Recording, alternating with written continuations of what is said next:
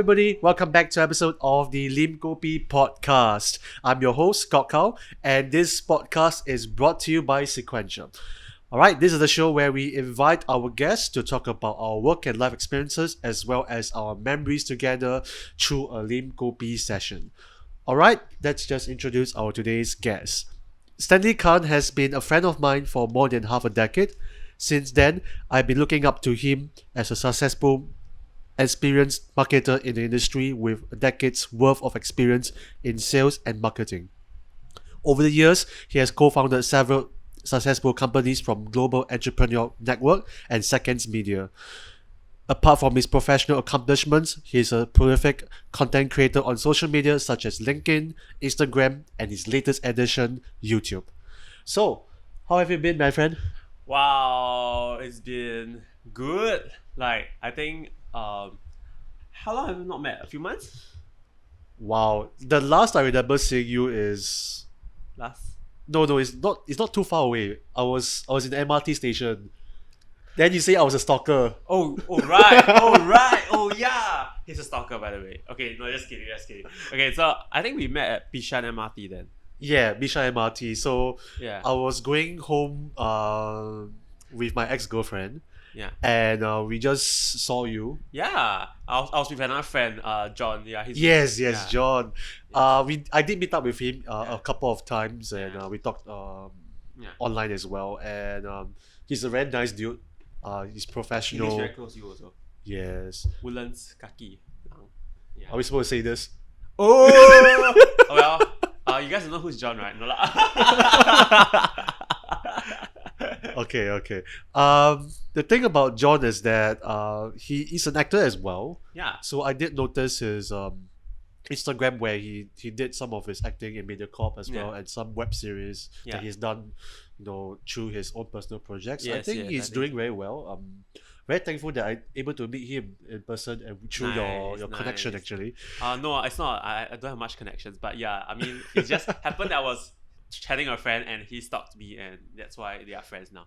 Nah, but that's the last time we saw. Mm. But That was how long ago? that was before the circuit breaker. April. No, it's not that long. Really? Where was circuit breaker? Circuit breaker was April, but I know that we met. Is it this year? We met Is it this year or last year? under that session? I think it was this year. Ah, I just don't know.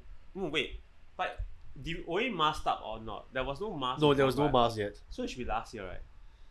Right? I know it's before I resigned from my full-time job. So that was before the start of this year, right? I think it's before. Is it before the start of this year or just slightly the start of this year? Maybe It's a either one slightly. of these two, but I just got the timeline wrong. But I remember joking to you this once before when I did say, not every single year, I only see you once every year, or at least once or twice. This year we are breaking record. We're having this thing right now. So this podcast session. So we are going to meet. We met officially twice, I guess. Twice this year for now. Oh, I would yes. say Oh, okay, yes. maybe for this year once for now because of this podcast, Yeah. and then I'll say this next time we'll be seeing each other will be definitely be Zachary's It Christmas might be a party. virtual thing though. Yeah, it might be virtual, but we shall see from there. Yeah. Maybe but he hosts a wedding and that can have up to 50 people. Okay. Anyway, just saying. Jusandra, yeah, Zach, he's Zach, getting you, it. you if you're hearing this, yeah, please get a wedding soon. Yeah, so we can have a Christmas/wedding. Christmas bells. Yeah. Yeah, but how is the circuit breaker like for you? Because last time I see you, it was before circuit breaker, and Yeah. now that we have transited from circuit breaker to phase one, and now we're in phase two. So how was the period like for you? I think it's been so incredibly busy for myself. I've been working on many different projects itself, Mm-hmm. and that has kept me up for many nights. I would say, I've not been able to sleep much actually during circuit breaker because of the sheer number of projects that I'm working on at Yup. one go, which is I think something I share very often with people as well. The 16 to 18 hours work week kind of thing. Work day. Yeah. But I learned something during circuit breaker is that that's actually very unhealthy. It's very unhealthy to be prioritizing very little sleep and really just working really hard. Because like during circuit breaker, people forget that you have a work hours. Yep. And for me, it's even worse because I forget that I have working hours too, and that kind of like got me working really hard. But apart from that, I also started a few new projects during circuit breaker. I think That's fantastic. yeah, like the YouTube is one of them. Like Oh, we'll be talking about that later on. Yeah. so Thanks for reminding me. yeah, but like apart from the YouTube itself, I think quite a number of things that I've worked on includes like marketing and building my own brand. So I'm launching a new brand likely by the end of this August if all things are going well. And apart from that itself, I also started to work with more overseas clients as well. That's good. Like circuit breaker really like helped to bridge the time in terms of, I think in the past you probably have to like fly to maybe other countries to kind of talk to them, but because of COVID itself, they are so open to working internationally, and that kind of like brought me a lot of international projects as well. So you care to share like what are the international projects that you have been up to lately? I think international projects wise, because they usually have an NDA with me, but some of the projects I work on includes like the one that the hair research that I wanted you to do. That's one of them. Apart from that itself, I actually also worked with a top 5 job search apps in the world. Yeah, top 5. Cause I can't say they are the top right now. Okay, so and also I work with like a very big software company. Yeah, a very big software company, the top 3 software companies in the world. Yeah, That's wonderful to hear, and yeah. you're definitely much more productive than me. Even though I started this podcast during the circuit breaker, I think you have accomplished way more than me during the circuit breaker period. But I'm very happy for you. So now that we are in phase 2, I presume that most of your meetings now you can transit from virtual to real life.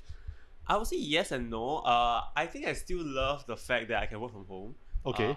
And I think nothing can change that for me for now. Yeah, honestly. If let's say there is no solid reason why I should meet that person physically, apart from like friendships, like meetups and stuff, or maybe like having podcast sessions like this, I actually don't find a reason to get myself out of my home. Yeah, so yeah, I like my Zoom meetings, and I like the fact that like people are very open to having virtual meetings as well to reduce the contact proximity. And because for myself also, I tend to have a mix of production projects and non-production projects, right? Production projects require me to be down there, be it my YouTube or be it for like clients' production projects. I'll need to be down there. So I try to balance my life a little bit. Yeah. But these days, because I host a few PR media tastings and food sessions as well with media friends as well, so that resulted in me needing to go out. But if you really know me right now, I actually don't really like to go out. My girlfriend visits me more often than I visit her, in a way, right? So yeah. So Is that supposed to be something you should be revealing right now? I think because in the past I'm always the one going to her place often. Okay. Yeah, so now I feel like it's more like leveled. Like she comes and visits me quite often. Okay, but that's it and done. I still visit her family quite often. It's just that, well. Okay, it's definitely a balance. Have to learn to balance in terms of your commitment towards each other, no? So I think but on a note of relationship, I think it's about finding the comfortable balance. Yeah, that's very important. Yeah. okay, so if you want relationship advice, you can definitely go to Yan Chong. I'm sure he has a lot of advices after working with so many couples here and there. Well, I mean, I'm not doubting that. I'm not doubting that. Okay. So let's move on. We have this thing called the Kopi Talk segment, and you're already drinking this now. Okay.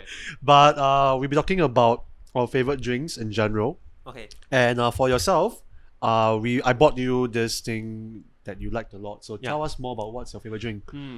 Because I can't remember exactly what drink is it. Is it matcha espresso fusion latte, or is it is it espresso latte? It's the oat latte. Okay, Yeah, I think it's oat latte. Yeah, it's okay. oat latte. So oat latte is one of the drinks that I picked up slightly this year actually. Okay. So previously it was just matcha espresso fusion when I go to Starbucks. But why oat latte is something that becoming like my go-to drink is because I like the way that the oat goes with the coffee itself. It creates this extra layer of taste, and I actually really enjoyed it. So Wow. So more hipster lah, I would say. I'm not sure, but you can try. You can give it a try. Latte, you can give it a shot. It's quite interesting, but not a lot of people can take it without sugar, because like coffee without sugar is not easy for many people Yep. to accept. So For me, it's I can do coffee without milk, but without sugar, it's like but without a sugar, I cannot take it. But for tea wise, I can do tea without sugar. Oh, that means you are more accustomed to it. Like, I think one thing I learned about the no sugar journey is that we can always get accustomed to not liking or loving something, or not requiring something. So like if you keep forcing yourself to like try something without the sugar aspect, eventually your body will get used to it, and you will actually find that you might enjoy it actually, because you can taste more taste notes from there as well. Yes, it's much more. I would say you can taste the authentic. Yes, Yeah. like tea also, there's many layers of taste as well. So I think it's good that you're drinking tea without sugar, because the sugar usually also masks quite a number of the taste notes that Yep. tea usually have. So I mean, for me, because I was at Starbucks just now this morning before. Thank you so much. This Starbucks Yes. is awesome. Okay, so yeah. Yes, thank you. We're not sponsored by Starbucks, but please, please sponsor us if you can. Yes. Just saying. Yeah, we are flashing it in front of you now. Yeah. That's if you're watching the video version, but if you're just hearing from the audio Yes. itself, then yeah, we're drinking Starbucks. Check the video version if you don't believe us. Yes. But for me is that I got Earl Grey latte. Mm. I'm a big fan of Earl Grey, and I don't know why Earl Grey is in particular, but I just think that it's much more floral. Earl Grey. away. Wow. It's very floral to me. So So you're drinking Earl Grey right now? yeah, it's Earl Grey latte. Oh wow. I don't know if it says here, but I mean, I can't tell. can't really tell. I'm not a Starbucks stuff. I mean, I Yeah. really can't. Starbucks wise, this is not only my favorite drink. Ah. I like to drink mocha frappuccino. Mocha frappuccino. Oh, so it's the iced version. Yeah, the ice version. I see. And I'm a sweet person. I don't like to go bitter, so I don't really eat anything Yeah, bitter. he's not bitter about life. I'm sorry, I am sometimes. Especially when it comes to coffee. That's why you don't drink coffee with sugar. Yeah, That's why you're quite bitter. yeah. That's why it's especially when it comes to coffee. Yeah, lah, but I think Earl Grey just speaks more to me. So if anybody buying tea for me, Earl Grey can speak more to my heart lah. Okay, I well noted. Well noted. Yes. If ever I have a podcast show, if ever. Yeah. Okay. Let's get down to our main interview questions. Yeah. Now, we have known each other for about half a decade already. Wow, Or at time least flies. Yeah. at least more than half a decade. Yeah. But do you still remember how we first met? Oh my god. Okay. I have two. I thought you would ask me this question, so I have thought of two scenarios. Okay. Yep. I think the first scenario is a common friend called Zachary actually introduced us. But the exact scenario on how we met, I'm thinking there's two scenarios. Okay. One is that either we met at like a place outside to talk about like a certain business plan, Okay. or we met in a house whereby I was showing you some information about the business plan that I was doing back then. So I'm not sure which one. Oh, that one. I kind of forgotten the second scenario. But I remember the first scenario. We were at Bugis. Yeah. No, not Bugis. Is it? We're at Bishan. Yeah, I just remember we met at a common place, maybe Starbucks or something like that. No, or it's not convenience. Starbucks. I remember where is where was the place? Which McDonald's. is, no, it wasn't McDonald's. How do you pronounce that Japanese place? Oh, right. The one that's on the second floor of Bishan Junction 8. It's not second floor. It's the first floor. Yoshinoya? Really? We met at Yoshinoya? Really? Yes, if I recall Oh correctly. my god, really? You were eating. I don't even remember eating Yoshinoya. I'm sorry, Yoshinoya. You were eating the dons there, if I recall correctly.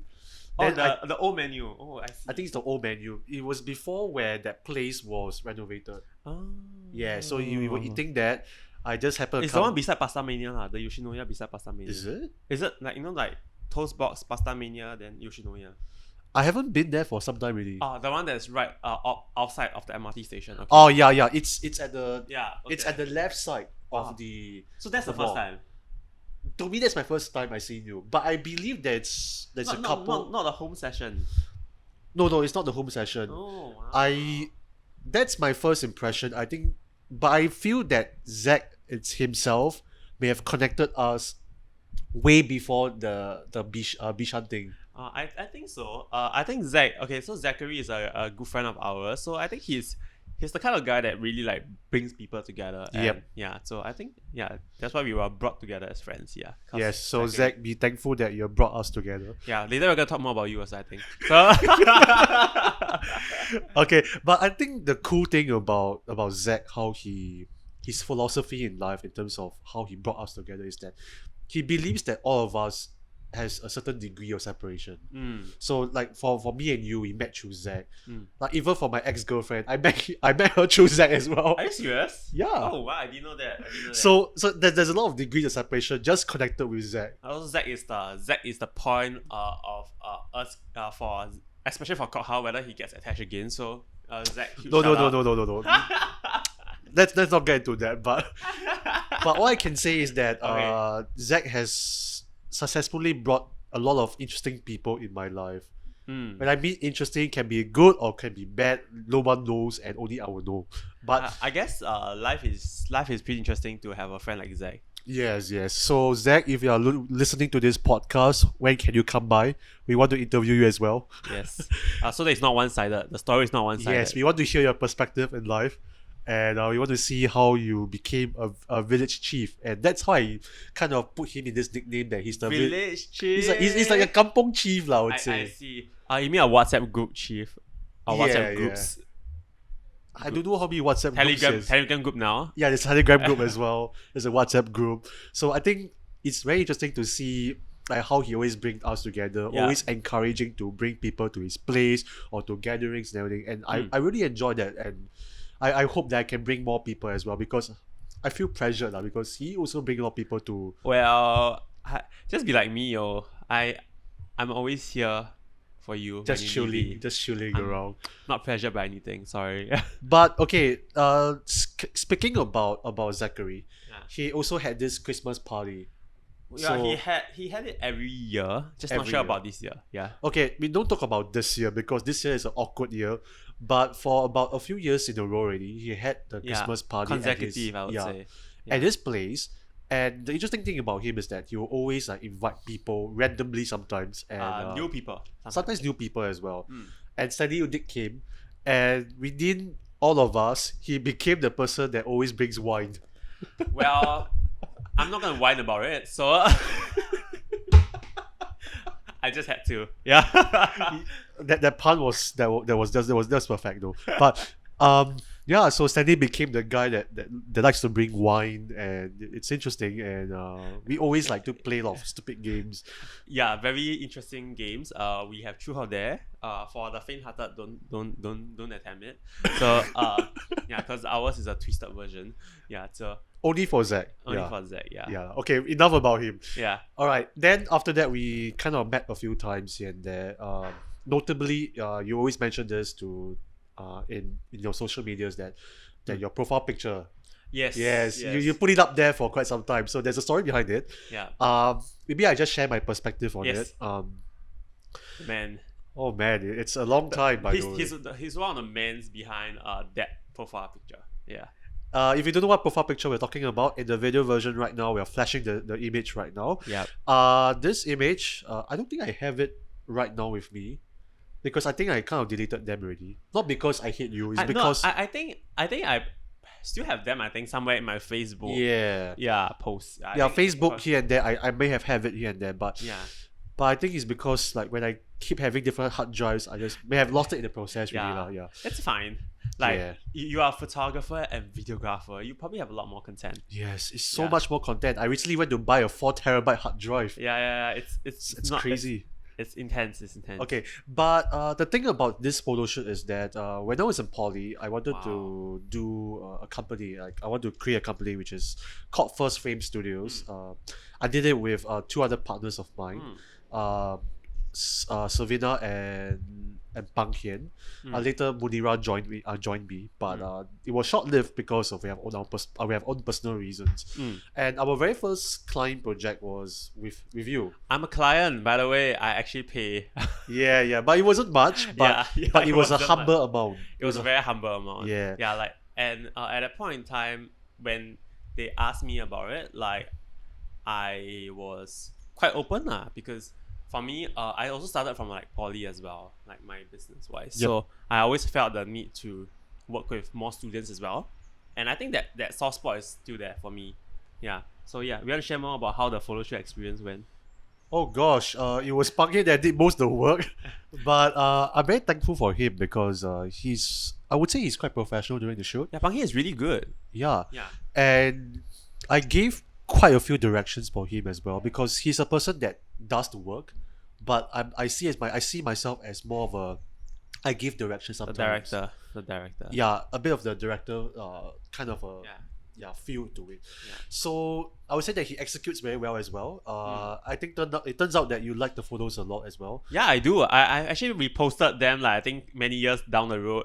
Like on my Instagram, I think. I think even recently you went to post about it. Yeah. I thought thought 2 years ago. Yeah, I think it was quite recent. I think it was just last year. Like Yeah. I did the post whereby Pang Hian was helping me to mic up. It was mic up? Oh, no.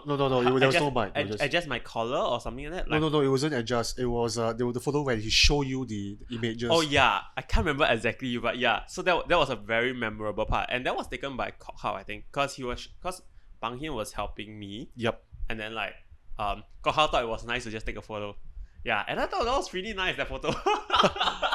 So technically there was 2 shoots going on that day. It's a parallel one. Yeah, it's a parallel So one. there was the actual photo shoot for Stanley. Yeah. Then there was the behind the scenes photos going on. Yeah. Yeah, but I think it was quite essential as well because it's good important to kind of Note down the process. note down the process and just having fun, and Yeah. I would say that use it as like a portfolio down the road lah.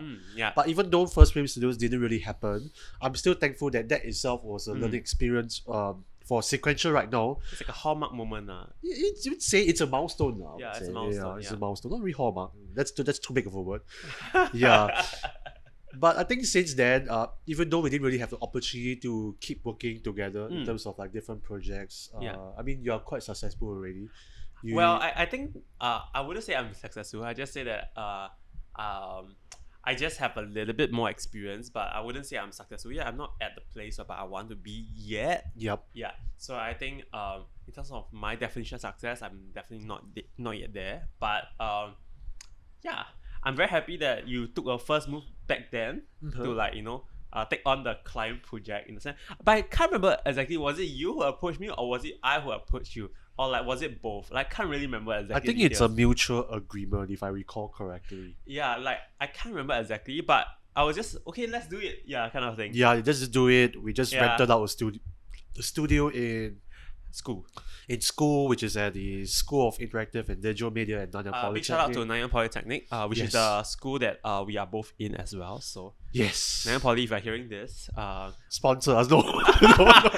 well, we don't mind having more accolades. No, just kidding. No, lah. No. We can't say the word sponsors many times, but yeah, Nanyang Poly. I'm still missing the school quite a lot. I think school life is quite interesting. Yeah. How was the school life? My school life, wow. I met Zach through school, so I guess I think my school life was a bit interesting because like I had a bit of like I think I live a life like a spy. I have like 2 lives. Okay. Because back then I kind of like was running 2 businesses on the side, and apart from that I also teach tuition as well, and then I a speaker outside of school, Okay. and I'm within school as well. So I kind of have to like play this role whereby like how Spider-Man feels when he goes back to school, kind of feeling. Yeah. So Okay.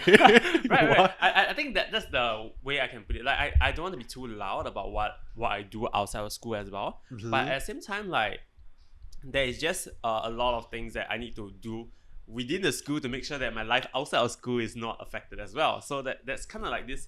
I think for friends who are close to me in school back then, they can attest to it. Like for me, it's always been very challenging juggling like all my identities back then as well. Yeah, but I think I made it through. I mean, Nanyang Polytechnic, I passed. I'm out of school. Yeah, I think you did quite well. I heard stories about this, but there was one particular story I heard from people. I don't know who was it told me exactly. No problem. I think it's Zach told me this story Really? that every time you're in lectures and all that, Yeah. You're not paying attention to the lectures at all. Uh, You're using on your computer, trying to talk to your clients, trying to do your work. Okay, I think that's true. I mean that's true because like I always have to entertain a lot of like requests Yup. from clients. So even back then, I prioritize work more than school. Sorry teachers, but yeah, it's true. Okay, but I would say I pay enough attention to the textbooks and the lecture notes to still be able to come out alive from the whole scenarios. Yeah. So and also one more thing was that my first year. Okay, so a fun fact: my first year of polytechnic was absolutely terrible for me because like Oh. I'm the odd one out actually because for me so back then when I was younger I always believed that I need to keep dressing up to make sure that I look like I'm in business, and sometimes I invite investors to come to our school to talk about business, so I'm always in formal wear, always. Oh. Yeah, so for the first year, I would say I developed reputation within school itself. I think most of my poly friends, if are listening to this, you know that it's been a very weird first year for me, I would say, in poly. But second year onwards, I started loosening up a little bit. I realized that no matter what I wear, people are just gonna like be able to accept what I have to say, because even if Yup. I wear casual, like right now I'm wearing casual right now, but it doesn't mean that I'm any less than not wearing formal. So which Yup. is how I kind of like slowly switched from wearing formal to wearing polo shirt lah. Not too bad lah. Okay, polo shirt. which Okay is- lah, personality shift lah, I would say. I would just say it's realization because back then I was quite young also ma, so like I kind of shifted that actually age is just a number, and also like quite a few things I realized at that point in time, so I decided to change the way I operate. But but if I do still meet like very important clients, I will still wear formal for that day lah. But if it's like it's just another regular meeting with some clients or maybe and stuff, I'm pretty okay. Yeah. So look how we have grown so far since. No, I don't think I've grown so far. I just had no choice because I want to do so many things outside of school, and like I just gotta figure it out in terms of I think the biggest thing I realized in school was the shock that investors are willing to come to Nanyang Polytechnic to meet me. I think that was quite shocking. Tell me more about that. What do you mean by this? Like so basically what I did was I actually invited like people from all walks of life from my LinkedIn back then. My LinkedIn at that point in time was just meant to connect people. So what I did was I actually just sent a few messages to a few potential investors for like one of my businesses at that point in time, and they asked me where to meet. I was like, why not Nanyang Polytechnic, since it's quite quiet, it has a good environment. Ah. They just said yes. So I realized something is that you can meet a person anywhere, like even in school environment. Yeah, because polytechnic and university, if you meet someone in university, right, it's totally fine, right? Yup. But you meet someone in poly, it's like, huh? Why is so interesting such an environment? Nani? Yeah, nani? Yeah, but I think that was quite interesting because like I realized that it doesn't matter the location. Okay, but anyway, so yeah, just Yeah, that's true. That's true. I mean, location doesn't needs to be a restriction to meetings in a way.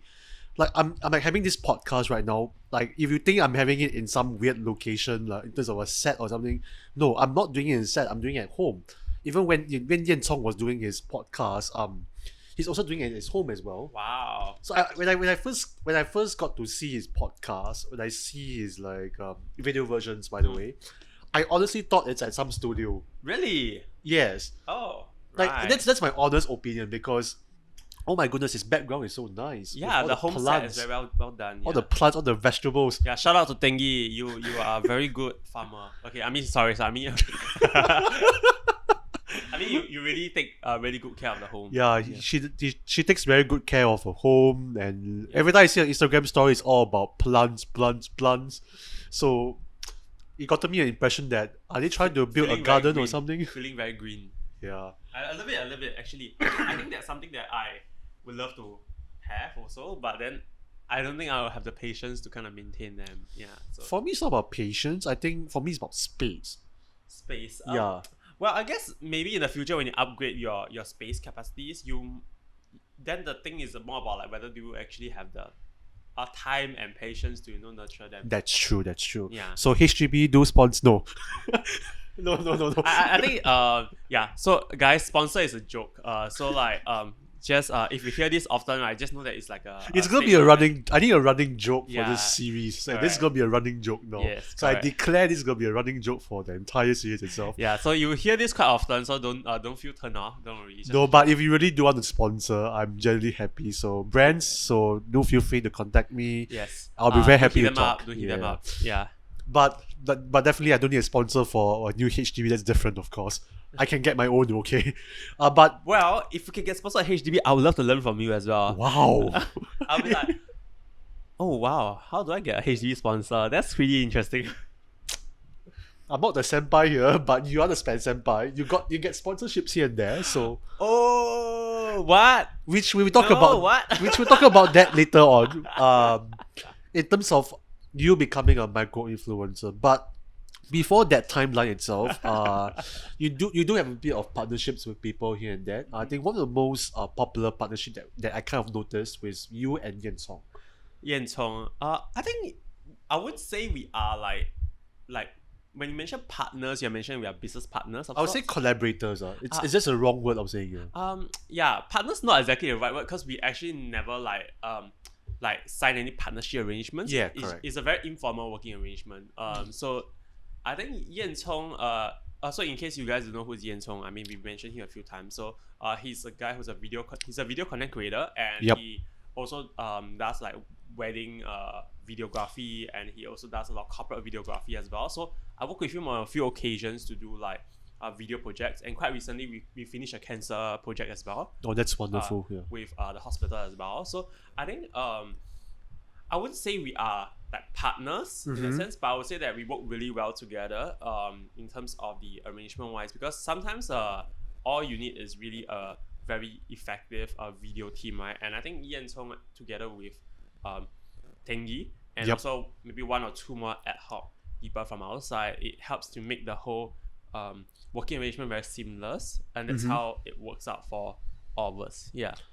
Also, just to point out, if you're watching this podcast regularly at this point, you realize that the very first episode guest is actually Yan Song. Yes, correct. So in case you guys didn't know, yeah. So we will flash up, or if you guys are watching a video version, I think he will flash the episode so you can. Yeah, so download. if you want to get to know Yan Song better, I would recommend you to watch the very first episode where we talk about his endeavors and like his creative aspirations and like how he got into podcasting, as well as like why he got into weddings and all that. I mean his episode is really interesting. Yeah. I learned a lot from him. Yes. But yeah, you got to know Yan Song, and how do you meet with him?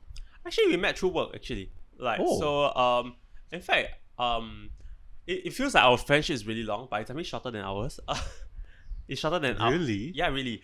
Like I met him only when I was at First Page Digital, which was 2 years ish ago. Like 2 years. Okay. yeah, 2 years ish. I think December 2018, around there, if I'm not wrong. Yeah. So basically, there was a shoot that the team required, and back then, my general manager, I was an employee.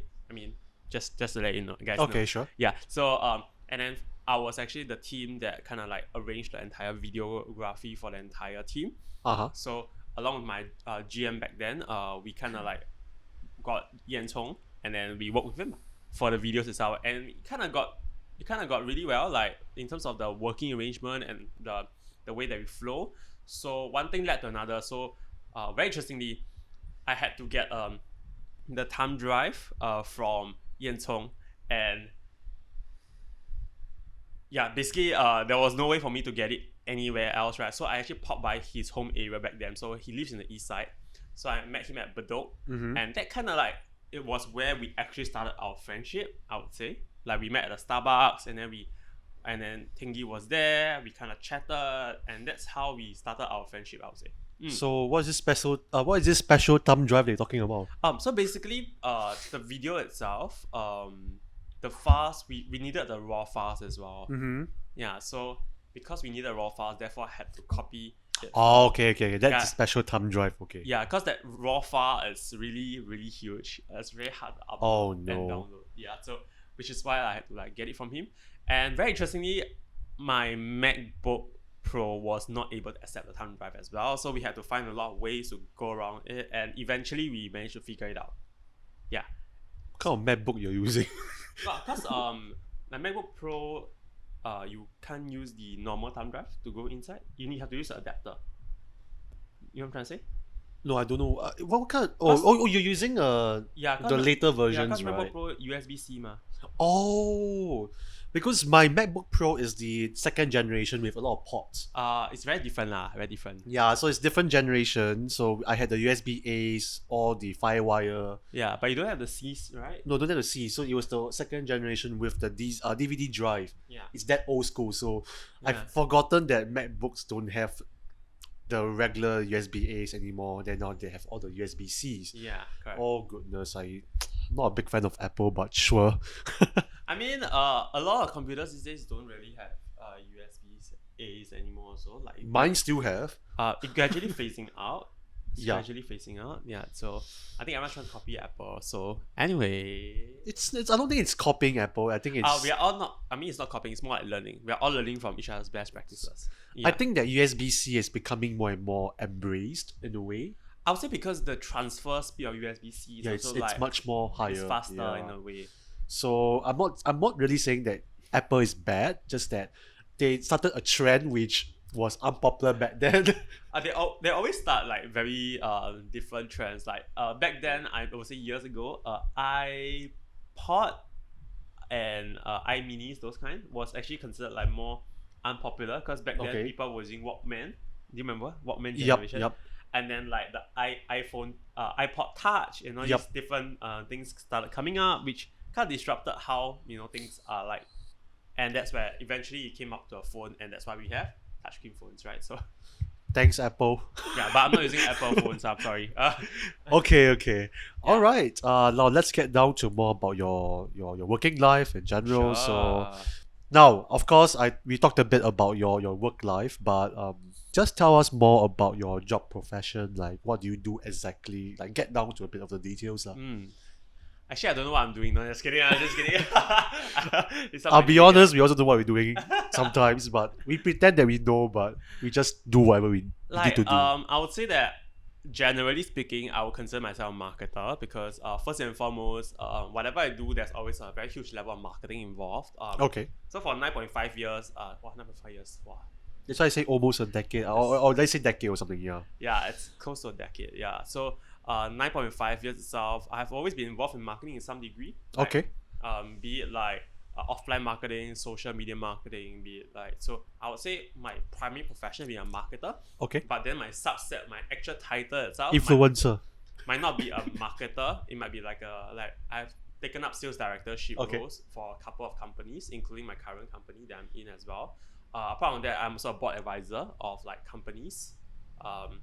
Plus, I also advise in SMU. So Okay. like, but it's not really SMU itself. It's SMU UOB Alliance. So basically, I work with students to kind of do industry level projects. So So whenever it's like a there's mentor itself, mentorship. sort of, but not exactly. So I actually get to grade like students if let's say they use it as part of their internship, which is kind of different from like a mentorship kind of thing. Ooh. Yeah, so it's like it's not a teacher, not a lecturer, but it's sort of like a industry panel expert, I would say, something like that. Yeah, I so was about to ask you if it's somewhat similar to a lecturer or something. Yeah.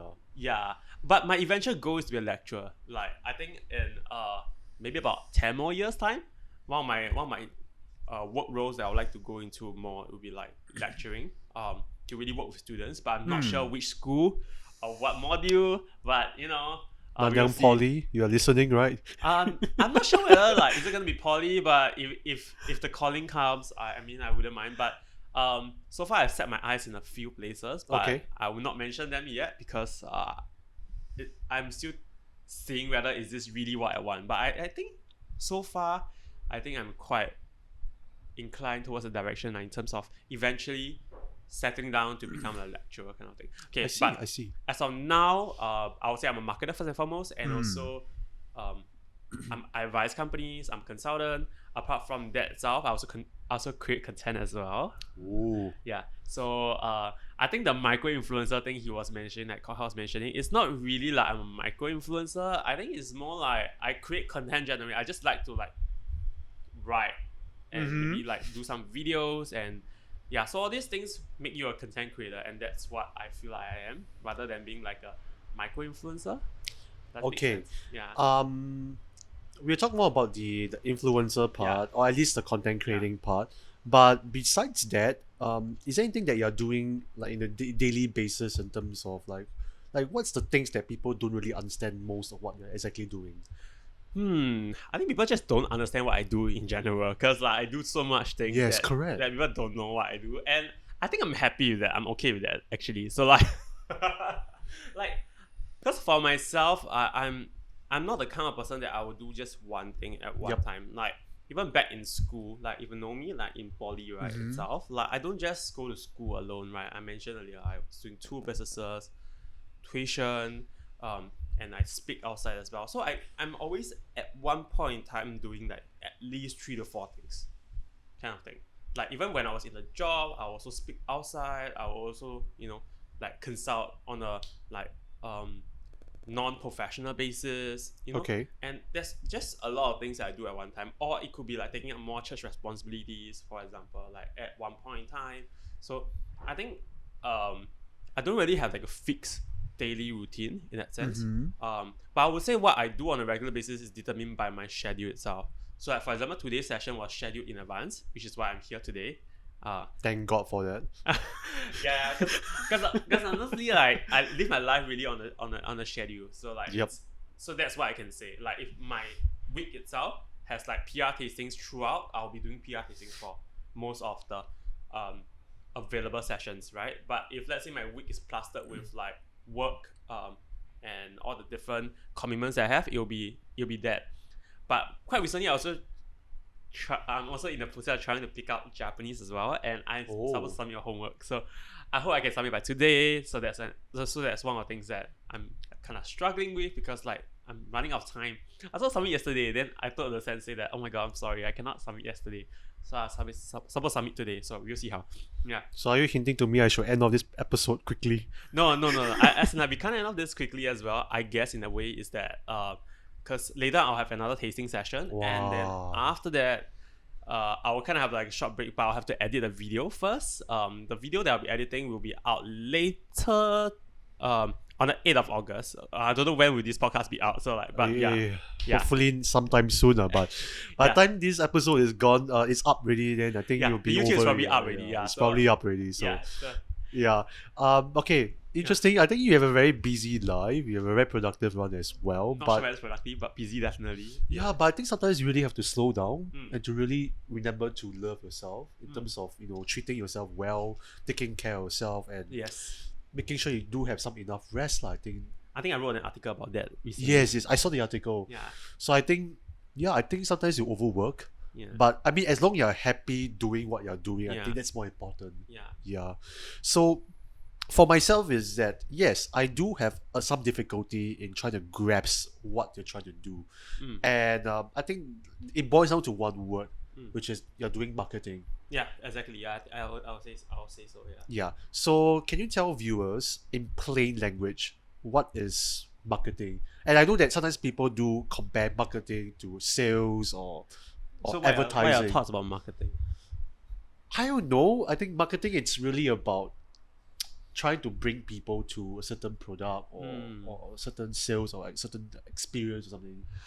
I would say marketing is the art of helping people to bridge understanding and getting things to the stage of awareness to consumers itself, and eventually nurturing them down to enjoying the product or like loving the certain brand itself. So marketing is a very multifaceted thing.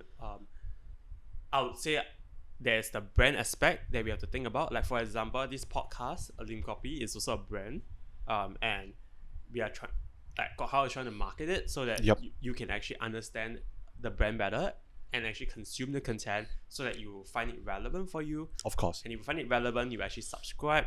Means in other words, you actually buy into the channel itself and you actually continue watching the channel. So that's in essence marketing. So I bring people from the stage of awareness all the way to becoming loyal customers. But it's a journey. It's a customer journey, right? So and marketing is not an overnight thing. It's like not like that. It's not at a snap of the finger, like tunnels and marketing works. Yeah, so there's really a lot of platforms and channels you kind of have to build. Like even for myself, I think some of you might have watched this content from my sharing as well, like if I were to share it out. So you guys probably know me from my Instagram channels or my LinkedIn channels or several different channels that you could potentially be watching the content from. So I think on that note, I would say that I'm also marketing myself, right? So ourselves, like Kok Hao or Stanley Kan, for example, is also a brand, and we have to build it. So that definitely. People know about it. Yeah. So I can imagine that it's much more intricate and more complex in terms of how a certain brand or certain person that tries to market himself. Yeah. Especially in the digital space and digital era. Yeah. So right now, I would say if you compare yourself to maybe marketing yourself 20 years ago, it's so much more different, right? If you agree. I wouldn't be able to say that because like I'm only 25 years old. So 20 years old, I'm 5 years old. So I can't really say. Yeah, that's true. That's okay, true. But yeah. I mean, what Kok Hao basically, I can understand what you're trying to say. Basically, back then the marketing is different. I would say not even 20 years ago, maybe just 10 years ago is a bit different from now. Like I was in marketing about 9.5 years ago, so I was at a tail end of the spectrum when it comes to offline marketing, and it was transiting towards the online era, like on a very hasty pace, I would say. So back then, 9.5 years, one of the business that I did was more like a rebranding consultancy for like pop and mom and pop stores, like for example the flower shops and stuff like that. And I was teaching them on how to brand themselves on offline basis, how to change their logos and everything, so that they can look better, feel better to to their customers, right? And that's offline marketing in essence. Okay. Yeah. So back then, then apart from that, I'm also managing a retail store back then, and I have to find out ways and get people to come to the retail store. So that's very much offline marketing. Let's put it that way. But back then, I also started to do a bit more online marketing because we needed to create a blog for the company itself. We needed to create some content. So I was handling carpets as one of my portfolios back then at 9.5 years when I was like a sales manager of a carpet retail store of sorts. So that requires me to market them on the online space as well. So that people will contact us like, hey, I'm looking to buy carpets, stuff like that. And so that is the initial days, early days of content marketing and, like digital marketing, early days. Yeah, then eventually it progressed to becoming a lot more forward because social media, I would say. With the advent of social media, after MySpace got replaced by Facebook itself, and then Facebook, thereafter it came Instagram and all the different social media channels, marketing has changed, become more lifestyle and a lot more dynamic, especially doing consumer marketing. And that means you need to create content regularly on a different basis. So to answer your note as well, when it comes to marketing your personal brand as well, it really means helping the your consumers or your target audience, be it like businesses or be it like other people, to understand who you are without compromising too much sensitive information. Definitely. Yeah, so that's the balance, I guess. It's definitely a difficult balance to achieve because you don't want to come across as a person that you're being over too powering. Yeah. But you need to come across as a person as need to be relatable in a sense. So I'm struggling with that, but I'm definitely looking forward to talk to you offline in terms of how you can help me to market myself as not just because I'm trying to be a content producer. I mean, in case you can't tell. Oh, wow. Well, really? No, as in, okay, maybe I didn't really say this out loud to people because I transited from I started with a diploma of motion graphics. Yeah, so cool. So it's a cool diploma, but I don't feel like I'm a motion graphics artist, and because I'm not good in motion graphics in general. It's like I don't find myself comparable to my classmates. He doesn't like to be in motion. Like he likes to, rest. No, just kidding. Nah. It's not that. I would say that I don't find myself as good as my friends. Okay. So I cannot pretend that I'm good. Okay. Yeah. So even I can pretend I'm good, I'm still not good as in a way. But my passion it still lies towards content producing. In terms of like producing this podcast is one of them.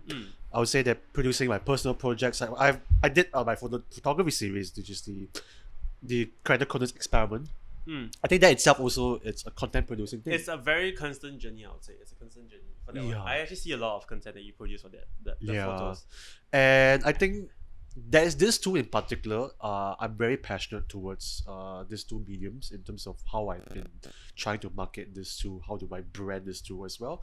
I mean, I'm also coming up with future projects in the Yeah. Wow. You're already doing a lot of projects already. Wow. yeah, and I find myself much more productive, especially during circuit breaker period because I'm always thinking of new ideas, Wow. and I'm very thankful that I'm able to roll out.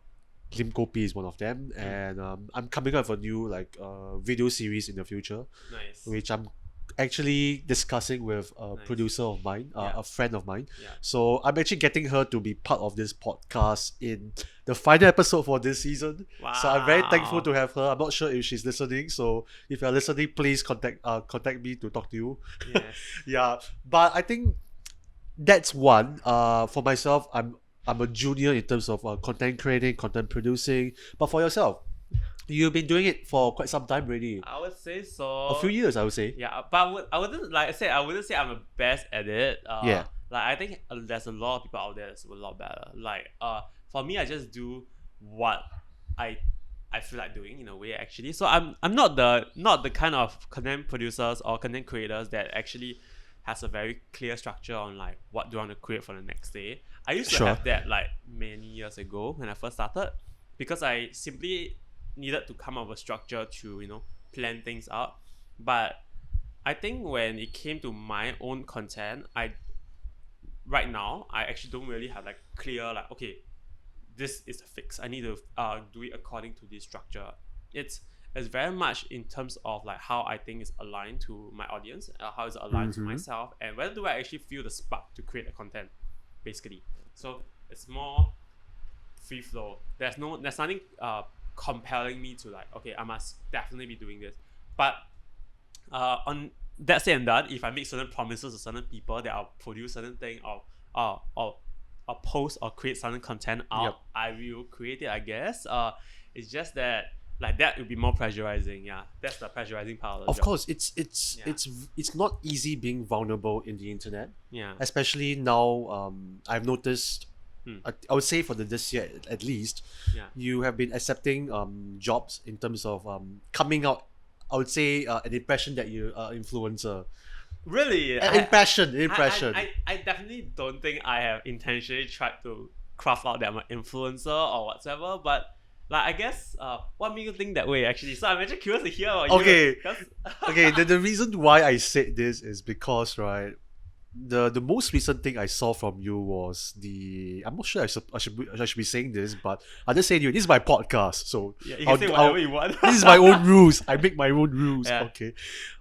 You did got I would say a free visit to live. Live. Oh, I mean Yeah. the staycation is it? Staycation. I wouldn't say that's free. Okay, it's not free. Okay, so guys, just to be very clear or off the top, it's just that it's discounted. Okay, discounted price. Discounted. Yes. Like I mean, I'm very thankful that the Leaf team actually provided a decent discount, but it's in no way or shape fully sponsored. So I just want to put it very very clear out there. Yeah. So yeah. I hope that I think okay, that answers the question a bit. Yeah. What is one thing that a lot of people doesn't really understand about sponsorships? I think that people think that sponsorship is 100% free or like Yep. no price involved, but actually for content creators we do pay the price in some way or another as well. Like even if let's say it's really free, like there are some instances whereby it's completely free, which I do indicate in the content as hashtag SP somewhere in the hashtags. You can look for it. Okay, but I would say or gifted lah, whichever is nicer to hear. But we do have to create our own content to make it work as well. That's yeah. You know what I'm trying to say? Like, and because of that nature itself, not everything we can work with as well. Like, I wouldn't be able to sell fruits, for example. Like, if you send me fruits to my home, I wouldn't be comfortable creating content for it because I'll be like, oh, what, an apple a day keeps the doctor away? Okay, but I mean, jokes aside, like, I think that there's really a certain nature when it comes to what you can do and what you cannot do as content creator. There's an affinity to it. And that's what I believe in when it comes to even working with other content creators as well. Yep. Like there's certain affinity to certain products, and you have a certain audience that like certain things. Like for me, that's why I don't consider myself as like an influencer. I would say it's just because I only pick projects that I really think that's suitable for my content as well. Oh, so if the opportunity just arrives, Yeah. you just do it anyway. Yeah, but if it's like not suitable, I wouldn't force myself to go about it. Okay, I give a typical example. Like for example, there's a post I did recently for Foodpanda, which is on Li Ho. I'm not Okay. sure. Yeah, you can go and search and then flash a photo if you want to for video. But this Sure. particular photo is not exactly sponsored. They only gave like a voucher when it came to the drinks itself. But it's up to me whether I want to post it or not, because it was not an obligatory for me to post it. So like I think this is when it comes to a really clear part, right? When you post something, it doesn't mean that it's sponsored. And if people with a lot of follower counts doesn't mean that everything they post are sponsored as well. That's something that needs to be very straight up. Yeah. I think that's the consequence of having a lot of followers. But I don't even have a lot of followers. Okay, come on, guys. I only have what, 3,000, I think. Excuse me, I'm like 1/6 of your amount. I mean, because you're up and coming. You know, you're creating content. I don't intend to be internet famous. I just want to be. Well, but the thing is that if you don't have an audience, That's true. then yeah. you won't be able to get your message out, and nobody will want to work with you as well, in that sense. If you are creating your own content. Yeah. But I would say that my intention in the very first place is not to be internet famous, but I would say my intention is just to create videos that I care about and I love to do. Yeah. I think that itself will snowball to becoming famous, and that I think that we can't really choose. Is it like Yeah. I didn't choose to like have like 3,000 people actually, or like on my LinkedIn 15,000 people kind of thing. I didn't choose it that way, but like Yes. it just happens that when you keep creating content regularly, things will happen. If things don't happen, really you should change your role. I think also in that there's also that flip side of things that's a bit uglier. Like I work with so many like talents and actors and actresses. I've seen the ones with good following doing well. I've seen the ones who don't really have it struggling a bit more. Yeah, so like I would say it's still required for you to have like a basic level of like audience. and the presence itself. Yeah, because if you're not sort of more out there, then you might not get the same level of opportunities. Yep. So it's like more followers equals more opportunities, and it just Okay, keeps... but on that note, it doesn't mean that way. So please don't go and buy really? followers. Okay, so anyway, just putting it out there, like really honestly, because I think sometimes people will really just go all out and really buy like 500,000 followers and want to be internet famous in that sense. I think that is not how the way you do it as well. Like, the finesse of it is to really build it gradually. If you need to, you can use ads to like push your audience to a larger. That's where advertising comes into place, like early mentioned advertising, right? So advertising is really to push a message to a slightly bigger audience, and if they resonate with your audience, with your content, they will follow you and stuff like that, right? So I think that is different as compared to just like buying followers and stuff, which I think if you buy followers, I'm not going to judge you, but like my point is that like it's not really the follower count itself. But brands who might not know, they would think so. But I would say it's beyond that. It's beyond that. That's true. I think one most important thing is that people need to realize is people can tell there is real engagement, or there's just people that's disengaged through people who buy followers. Yeah. So I'm not saying that buying followers is bad or good or whatever. I'm just saying that brands and companies can tell. They can tell what is genuine. They can tell what is fake. Yeah. And it can be very obvious through. Yeah. That's why we have this thing called Social Blade. Yeah. And I think Social Blade is pretty cool, honestly. But there's one limitation to Social Blade, though. Do you want to hear?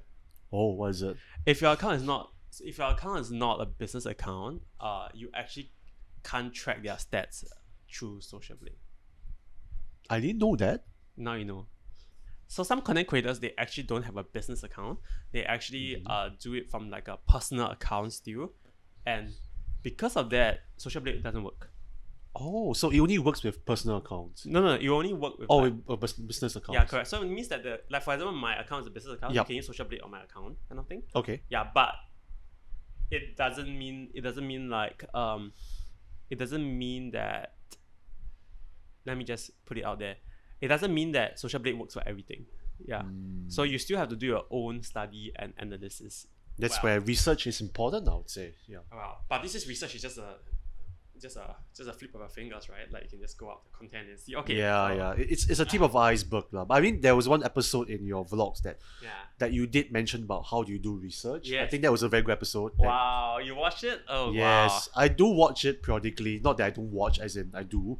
One of your episodes is you mentioned how you can tell there's an engagement following for Instagram. So it's like you search through hashtags like to see which is more Wow. Wow. popular. I thought that was quite wow. It's quite dry, I admit, but Super dry.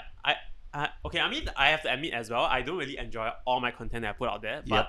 I do know like people would enjoy it. okay. That's why I put it out there. Okay, so I put it out there. Now it's very clear. Like I don't actually watch my content all the time as well. Yes, even I myself, I don't really watch a lot of my things I produce. But he listens. Okay, so he listens to his podcast, by the way. So I have to, right? I'm the only one editing this. yes, yeah, But okay, yeah, you did mention about Instagram wise, like looking through like different profiles, Yeah. like understanding the ratio between the followers and their likes and That's the super- comments and that's, everything. That's super dry. Okay. Yeah, it's super dry, but it's important, especially Yeah. for brands or companies, as Right. well as like myself or yourself. Yes. You want to understand like who should we be collaborating with Yes. and understanding like how engaged are their audiences Yeah. are at. I mean, that's important to Right. understand. Yeah, I think that is a great topic to talk about, but definitely not in this episode. Yeah. I think if you want to really understand like how it works, I think his video is the best. Yeah. Yeah. You can insert the link in the description below. No, just kidding. Okay, fine. No, I'm just kidding. Because it's a podcast, so you can't do that. But if you want to, you can look me up on YouTube, I think, or on Yes. Instagram. You can drop me a note at Stanley. Okay, so I'm plugged in already. Okay, so next. We're not even that part yet. Just kidding. Okay. I just have a couple more questions before we moved on to our just a Q&A from one of your Wow. biggest fans, I would say. All right. So besides your own client projects that we deal with, you have done a lot of personal content in terms of Yeah. your YouTube, and also you did this Instagram thing called World Best Foodies. Yeah. And Okay. if I recall correctly, this is a collaboration between you and your girlfriend, right? I would say right now, yes. Yep. But at the start, I mean, it first started in 2017. So at that point in time, I kind of did it myself. Yeah, kind of did it myself. Okay. Yeah. So but it wasn't called World Best Foodies back then. So like, if you guys were following me for a while, you kind of know that like I have a full account all along. It's just that I didn't quite World Best Foodies. I kind of only branded it World Best Foodies in 2019. Okay. That was when I was thinking of a new name that kind of like resonate with what the brand is about, and I spoke with my girlfriend, and we kind of discussed that. Okay, let's come up with something, and I was like, why not just call it World Best Foodies? It was just supposed to be a temporary name, by the way, so like wasn't meant to be like a permanent thing, but then it stuck, and then like people kind of like liked it, and we saw a lot of like people around the world kind of tagging World Best Foodies, and that kind of got it a bit of traction, and now it's like maybe like it's growing like extremely fast. But then it stopped for now, so we'll see. So and also like I think creating content regularly has been a chore for this actually for World Best Foodies, because I kind of have to edit the photos, shoot the photos, and I don't think I have a strong background in photography. Yep. Yeah, so which is why like it has been quite challenging. So I'm very thankful that my girlfriend is good at it though. So like actually a lot of shots on the World Best Foodies is probably shot by her or by some of our guests producers, because like they tagged us and we thought it's pretty good, so we featured them kind of thing. So yeah, but well, I would say that right now there's a lot more food content that's pending. Means that we have to push it out, but we haven't. So yeah, but I guess now you guys know what's the inspiration behind World Best Foodie, I guess, in a way. Yeah. Okay. That itself is one project that you're doing right now, and I believe it's very successful. Gotten quite a good following for that. Because this is very reliant on not just your own personal content in terms of going out to shoot for photos for food, and also relying on people like tagging you and all that. Now that we are still in the middle of the COVID season, how is things like this being affected? I mean, for our best foodies, not really affected. I guess people are still sending us drops. Drops is media drops means that they send it to, like, for example, my girlfriend's house or my house, and then we shoot kind of thing. Oh. But we have not been accepting a lot of drops, to be honest, because like I'm honestly not super confident back then in circuit breaker season to really take a really good photo, so we didn't really take a lot of shots. In fact, some of the a lot of content that we create during the circuit breaker season was actually past content that we did in other countries.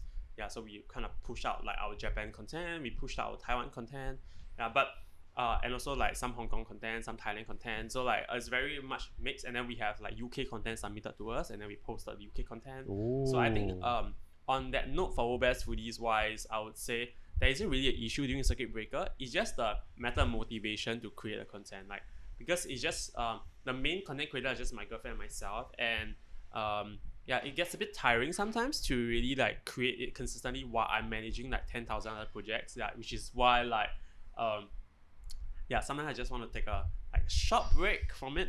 Yeah, so next week we will actually be pushing out some of the content that we are pending, but I think yeah, that's on the World Best Foodie side, I guess, in a way. How about other personal content, especially now you're doing this YouTube thing? By the way, congratulations for hitting 1,000. Oh my god, yeah, you noticed? It's basically your thumbnail. A 0 to 1,000 in 1 month now, or is it 2 No, months? 2 months. Oh, okay. Yeah, I remembered, you know, we were so proud of that. I mean, yeah, I'm not proud actually. It was a clickbait. I'm sorry, guys. That's a clickbait. I mean, it was okay. Clickbait or not, it's still a good achievement.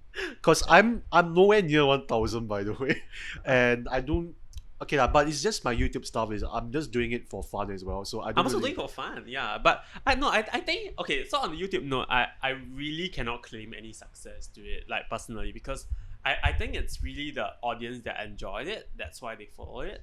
Yeah, like because on LinkedIn I have a slightly bigger audience, so I have like maybe about 15,000 right now. Yep. Yeah, and it's growing every day. So I have a certain latent audience that's keen in marketing and business topics. So and my vlog was on business and marketing topic, right? In a way, it was live in stands, stand up.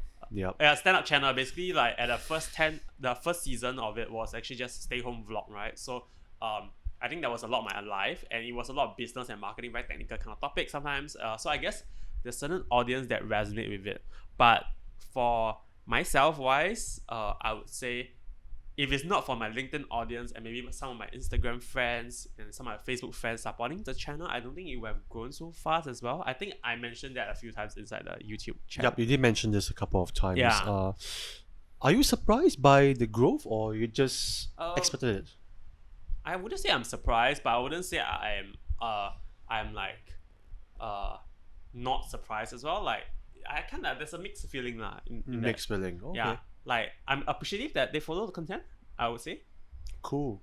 But whether they watch it constantly, that's also another question, right? So I think your views is pretty it's fluctuating. it's fluctuating. Like you can see, right? Like 2K, then like some videos are just really terrible. Like I mean, I launched my latest casual chats with amazing people, right? But I think the first episode wasn't as good as I thought it would be. Nah, maybe because it's the first episode, that's why. Maybe because it's hairstylist, yeah, and nobody's keen in J Cho. Oh, sorry. Did I just say it out loud? No lah.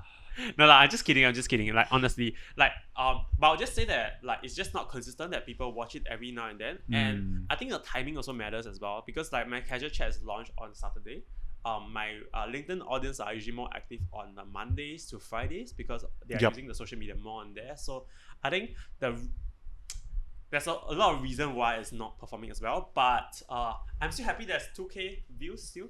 Yeah. No, I think that you have, not just for myself but also for yourself, you have to drop this expectation that every episode is going to work very well.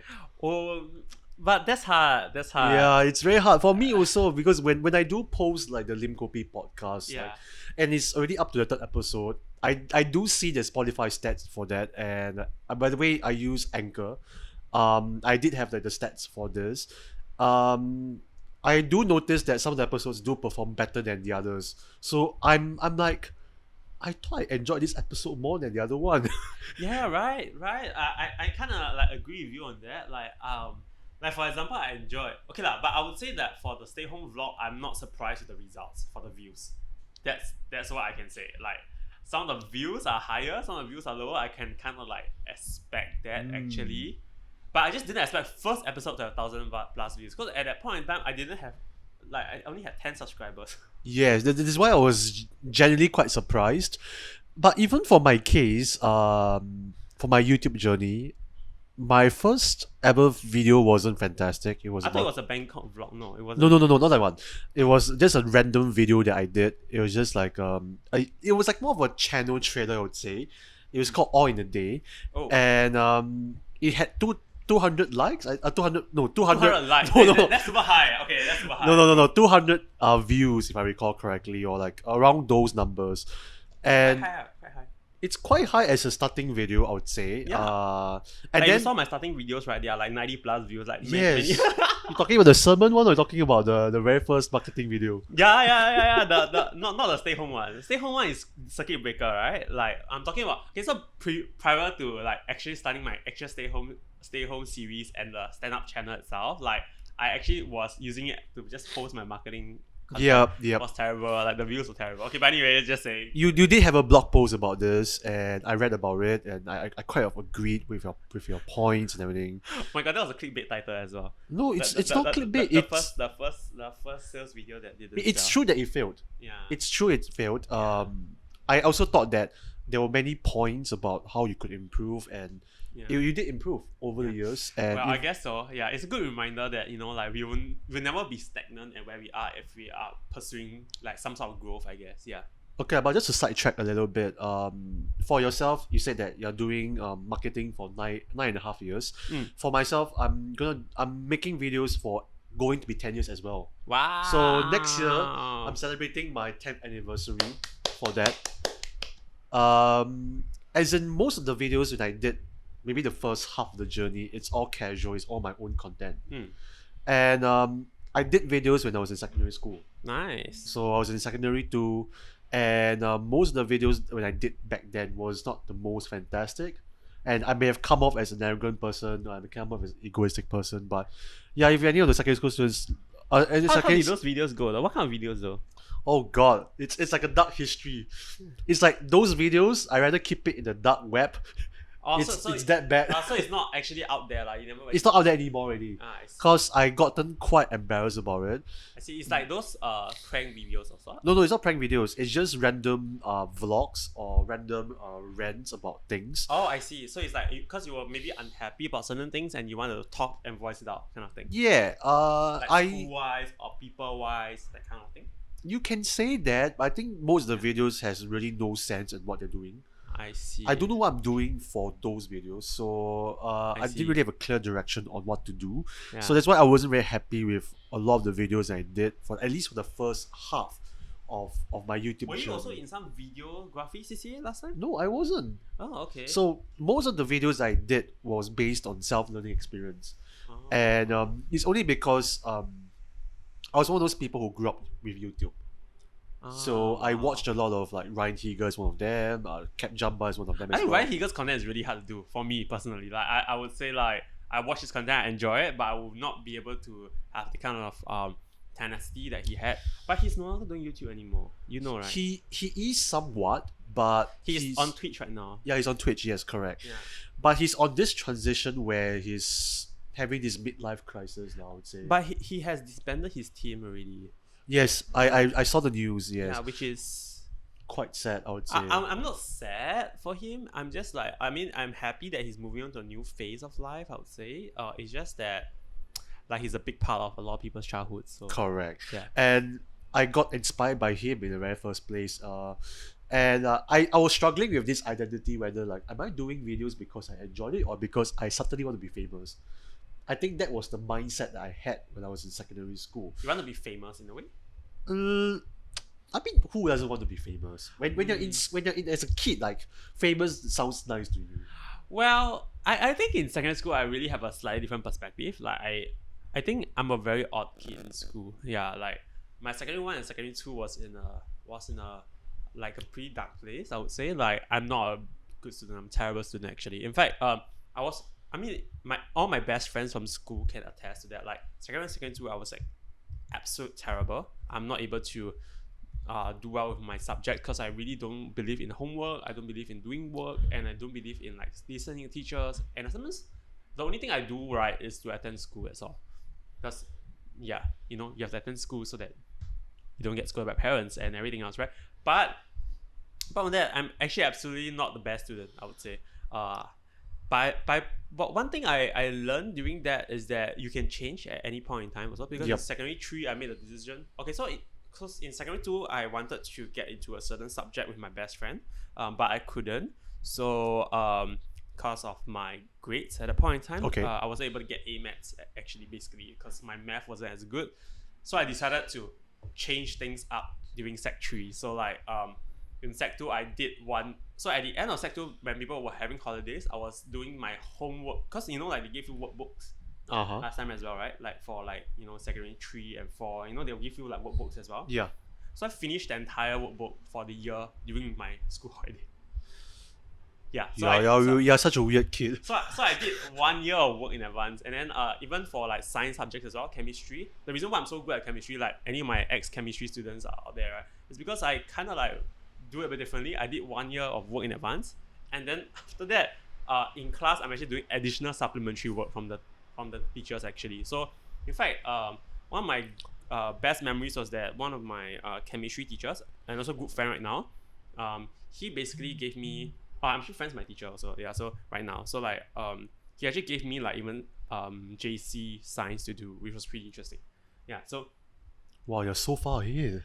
No, I think for me, I'm just a really weird kid, I would say. Like, from two extreme ends, like really don't want to be in school, don't want to do my work, to like, making the realization that I need to do something in my life and then pushing forward. Ooh. But on the note, the reason why like I kind of like asked you about the video and and also linking to a famous part is that I never, even though I was changing so much, I never ever thought I want to be famous in a sense. I just want to like have the things I want, kind of thing. Yeah, that's true.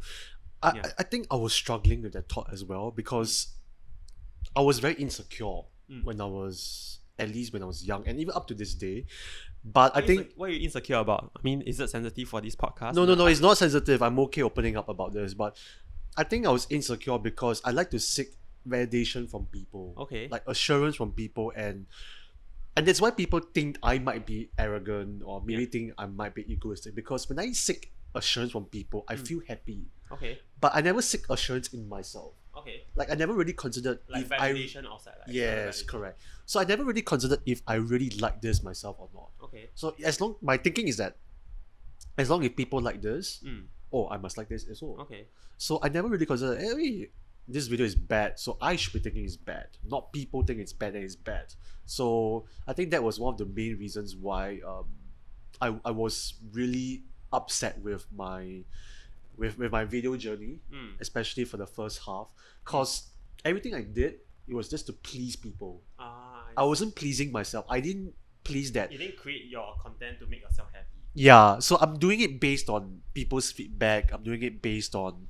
But I do that also. I still do that. I still listen to people's feedback right now. Yeah, I think that's important to listen to feedback, but also have to consider your own feelings as well. Like, what do you want to do at the end of the day? That's true. And I think I've really learned that a lot, especially how to handle criticism. In terms of like, how bad were the criticisms actually back then? Oh, it was really bad. It was a whole story itself. I would say that it gotten so bad to the point that people from different schools knew about me. Wow, that's considered famous actually, I would say. Famous in the wrong way. Infamous, yeah. But I think that's very proud. I'm very proud of you actually. Like, okay, so I've never gotten to that. So like, I used to write short stories last time in secondary school as well. So I also had a blog. But when I was blogging back then, right, I don't think any of my school people actually really read it, except for my good friends and like best friend and my ex-girlfriend back then as well. So like, I think, yeah. I was blogging as well. I was doing videos, and wow, he's really a content producer from young, guys. Yeah. I at one point I had 3 blogs as well. At one point I had 3 blogs. Is a bit too much, but I had 2 blogs. One is Tumblr and one is Blogspot. No, I had 3 blogspots back then. Yeah. So I think people started to know about how I write, and I think I came up as a very cringy person as well, and I came up as a very arrogant person as well, and I think people from outside school kind of knew me. as in a bad way. I'm not very proud of this, honestly.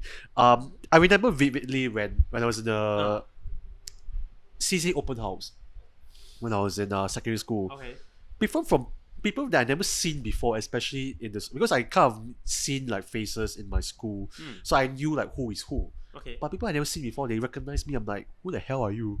Wow, that's famous. That's Yeah. actually the back then the famous. If he has Instagram account, I think he will have followers already back then. No, I didn't really have much followers, and No, I mean Instagram account. You know, like people follow you not to really like your content, but to hate on you. You know, like, yeah, that's why. yeah, but then you will still be famous anyway. Like Xia Xue, so many people for. That's a whole different. How many actually love her content? Like maybe there's a percentage that don't love her content. Yeah. Yeah. For me, I actually do enjoy her content. Although like I know this is gonna be like sounds very weird, but I think her content is pretty interesting. Yes, also interesting. I find it this way as well. She's very willing to talk about things, but of course there are things that really is not really wholesome about her. But I think in terms of like, she's not there to be a wholesome person. You know what I'm trying to say? So like she's very unwholesomely true to herself. Yeah. I think I appreciate about her is that she speaks the truth. Well, her truth like At least her truth, Yeah. and I like listening to different perspectives. Yeah, in life. I think it was quite interesting, like how she's able to defend herself in a way without like apologizing as well. Okay, but anyway, that's not. We're not here for Xia Xue, but sure. Yes. That's good. I think that story about myself is that Yeah. I never really talk about this publicly, but here you go. My journey in secondary school has been the most interesting one. So I get PTSD whenever I talk about secondary school because of how I started my video journey. I see. So Wow. and plus I was from drama club, so it didn't really help also. Wow. So I knew it. Like he's probably like from some CCA that actually requires him to like be more theatrical about things. Cause like, I mean, for me, I'm from the Lighthouse Productions in my school back then, so it's a video production, which is why I did videos. Yeah, but like the videos I did was more for the CCA side of things. Yeah. I never back then it was called drama club, and they didn't have any camera acting related productions. Yeah. So all we did is just stage productions, and that's why I understand about productions, like how they work and everything, from being a cast to the crew, and that got me exposed to the world of acting. So yours is the talent side of things. Yeah, talent Mine, side. I started from like the back end, I would say. Yeah, the back end side of things. Yeah. I think one last point to add on about my journey in secondary school is that there was one point where the school was celebrating its 30th anniversary, and they were coming out with a national education movie, or at least in their perspective it's called a movie, like a school movie. Is it using Movie Maker? That's why. Sorry? Is that pieced together using Movie Maker? That's why it's No, called no, movie? it's not. No lah, but it was a school movie, and he hired alumni to do, and he was a MediaCorp art director. So So it was really a movie lah. Like sort of it was like a movie, but I call it as a mini feature because it was about 40 minutes to 50 minutes long. He did like a simple school movie for the school for his 30th anniversary, and I was actually inside. Drama club, yo. It wasn't because of drama club. It was because of auditions. Ah. So there was a formal process of it. It's really oh my god, wow, that's pretty cool. Yeah, it's pretty cool experience. That itself got me into thinking that I'm doing videos because I really enjoy doing it now, and that got me exposed to cameras, got me exposed to video editing, and got me exposed to productions. And from there, I actually kind of learned that this could be a thing for me. I see. And like a turning point. It's a turning point, I would say, because I wanted to be an actor back then. Yeah. Wow. Or at least I want to be a mathematics teacher. So. Oh, you have a lot of things I want to be also. I can relate. Okay, I want to be a lawyer many years ago. My friends would definitely agree with me. Yeah. So because I was very litigative and debate. I was a debater also back then in secondary school. Yeah. So. A debater. Yeah. Oh goodness. Cannot argue with you already. Oh well, I'm the kind of debater whereby like if we really argue, you will not want to argue with me because like I'm okay. It's not because I'm a very logical debater. It's just that because I can use the illogical part to make it very logical. So that's actually. So I cannot imagine your arguments with your girlfriend now. No, actually we don't argue. Yeah, pretty much. Like we might disagree about things, but we don't really argue in that sense. yeah, debating actually is not really an argument, you know, right? It's actually really to have a proper discussion about things. But I remember like there was this topic about smoking and why smoking is bad for you. And my debate team was representing this house agrees that smoking should be banned because it's bad, you know. Okay. And then the other party is supposed to debate against that, you know, like to not ban smoking. And then how we kind of pushed it was how no, I think it was the other way around. We were supposed to argue that smoking is not supposed to be banned. Okay, so it was harder argument for us. Okay, oh wow. Okay, that and that point in time we had to argue based on carcinogens, right? Hemp, for example, has carcinogens. In case you guys don't know what's carcinogens, it actually means cancer causing. Like hemp is cancer causing. Your lapchung from the Chinese dish itself, like sausage kind of thing, it's also carcinogenic.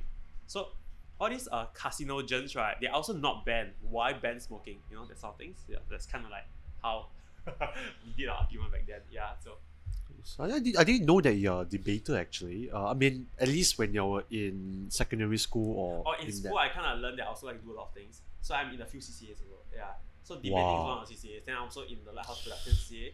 Then I almost become librarian as well. So yeah, I kind of do a lot of things in school as well. I think that's something common throughout my entire life as well. Even in primary school, I do a lot of things as well. Like I play with my friends, right? So after I played cards with my friend, I sold cards to my friends as well. Apart from being in school, then I also sold cards to other students as well. So I was doing like card trading kind of thing, like in primary school for Pokemon. Wow, now I'm learning more things about you. Yeah, like I always do a lot of things. It's just that I'm a weird kid, that's all. But anyway, yeah. What other things have you not told me? No, I feel like, since it's to talk about life, so yeah. Yeah, okay. But we can save all these topics in a future episode. Correct. But next, we're overrunning already. Yes. I just have last two questions for Yeah. you. What is one thing that you wish that you have known when you first started out as a marketer? What's one thing? It's a very good question actually. Yep. I would say that Like, is it the experience or maybe the knowledge or something? Something that stuck to you? I actually don't really like have like a specific one word or one phrase answer for this because as a marketer itself, a lot of things evolve with time. That's true. Yeah. And it's not entirely possible for me to give advice for myself back then in 10 years ago as well, because 10 years ago or 9.5 years ago, online wasn't very strong. Facebook wasn't actually coming up back then. Instagram wasn't back then. And I would say there wasn't LinkedIn in the shape and form as it is right now as well. So it's not possible for me to go back 9.5 years and give myself an advice. But what I can say is that is to be very open to changes and go with the flow, I would say. Like, don't fight it. Like, if there's new things upcoming, work with it. Like, for example, if TikTok is becoming a huge thing in Singapore, work with it. Learn to embrace it. Don't say things like, oh, I'm not a TikTok person, sorry, I'm not going to be using TikTok. I think that is something that is really like not healthy. Yep. Like, it's the more appropriate phrase is that no matter what comes up, I'm going to learn and pick it up. So like, for example, I'm doing China marketing right now as well. So there's a lot of other apps. So there's Xiaohongshu, there's Red and all the other platforms as well. Red and Xiaohongshu the same thing. And there's also Baidu, there's Weibo and all different platforms as well. I wouldn't say that, oh, I'm from the Western world, I wouldn't go and learn it.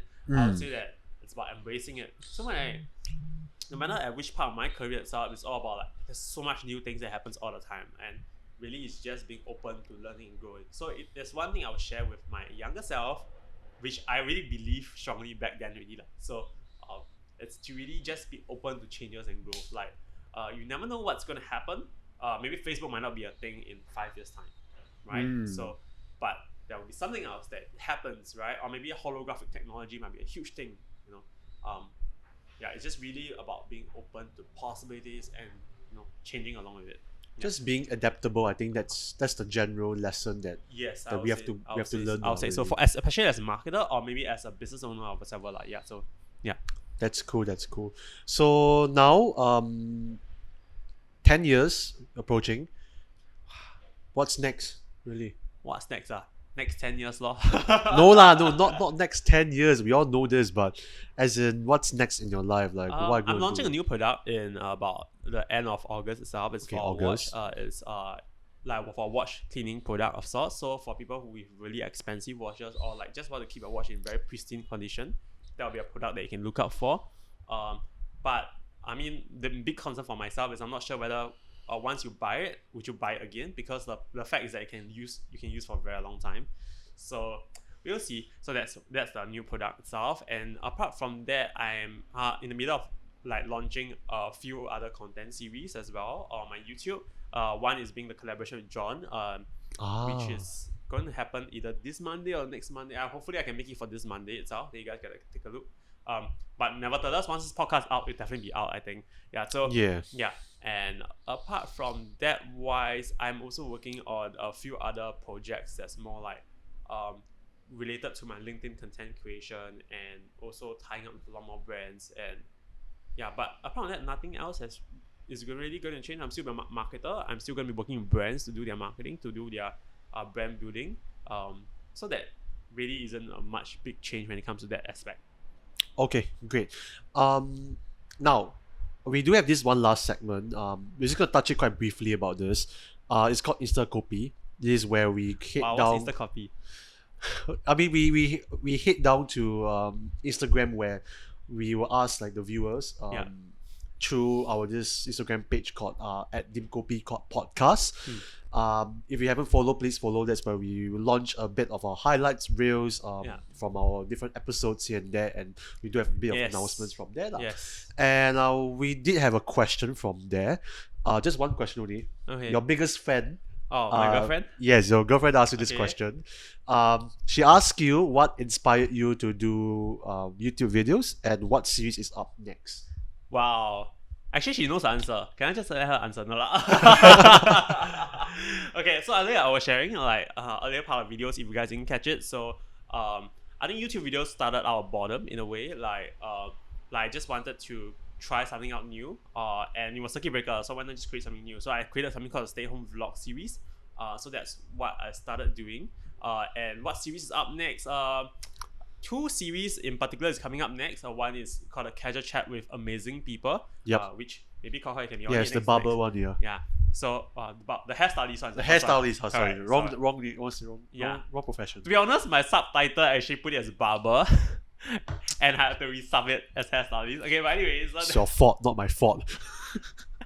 no. As in I subbed that as barber, Yeah. but I changed it to hairstylist during the official subs. Okay, but in case you saw something else, you saw my the unofficial version, is it? Okay, now okay. So the second part of it was I'm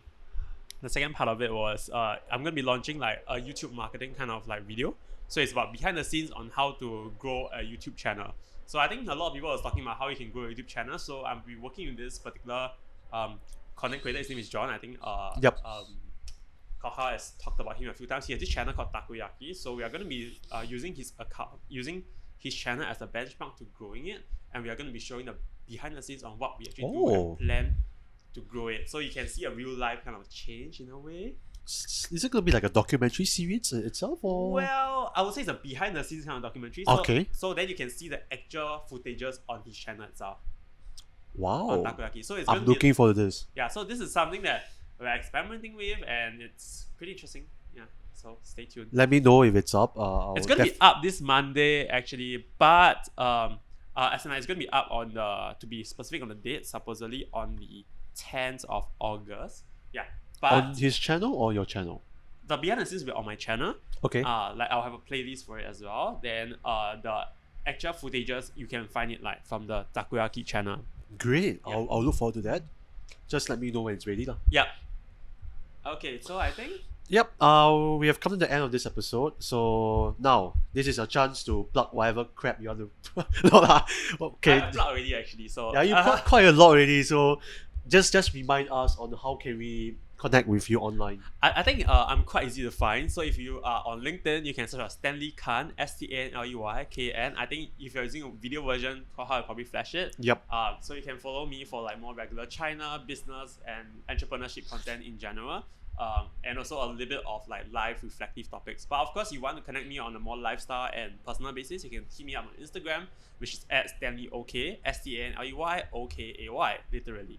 Okay. So, and YouTube wise, I actually I am unable to be found right now because I'm too small. So you can probably go to my Instagram and actually hit me up, and I will send you the link. Or if you're watching the video version, Kok Hao can actually just show you a screenshot on how it looks like, because Yes, of 1,000 plus course. subscribers is nothing on YouTube. So yeah.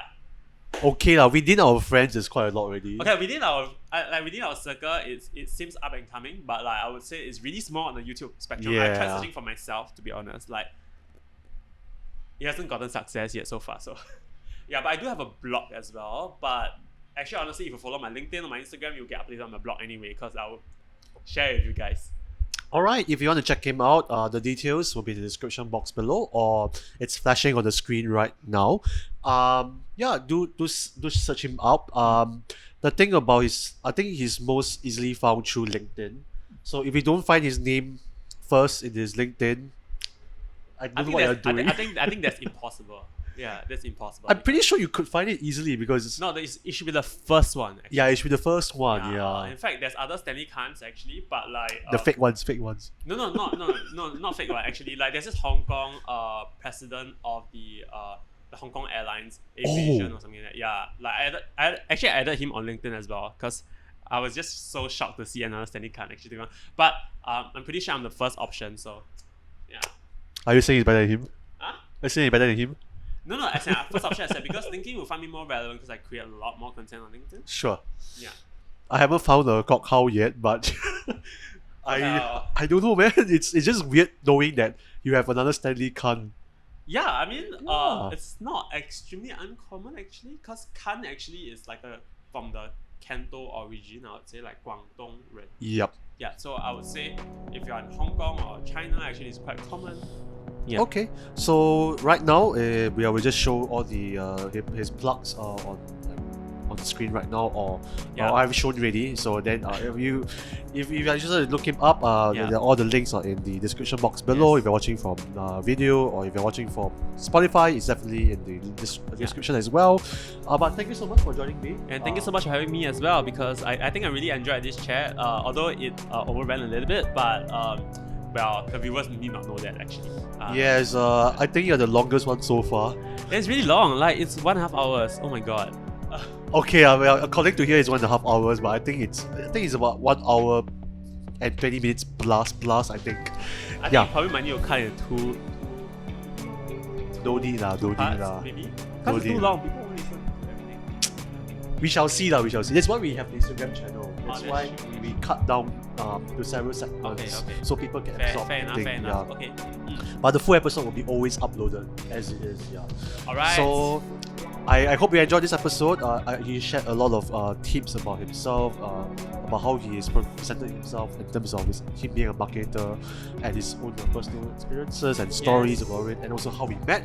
I think today is a very fruitful episode. Yeah, absolutely. I enjoyed myself, and if you guys are interested to watch more of his content, do remember to always follow his Instagram and Spotify. How do you do that? Can favorite, right? Can favorite. Yeah, you can save the podcast itself. Yes. and Do remember to save it so that you can always be updated when the latest one is up, and there's great content coming up. So stay tuned. Yeah. all right, we have come to the end of this episode. Thank you so much for joining me. Thank you so much for having me as well. Yeah, no problem. In the next episode, we are featuring Jia Min. She's a close friend of Jason in the previous episode 3. So you definitely want to stay tuned for that, because we'll be talking about Jason a bit, as well as the experience as a producer and a director as well. Alright, I'll see you guys in the next episode. Bye guys. Bye.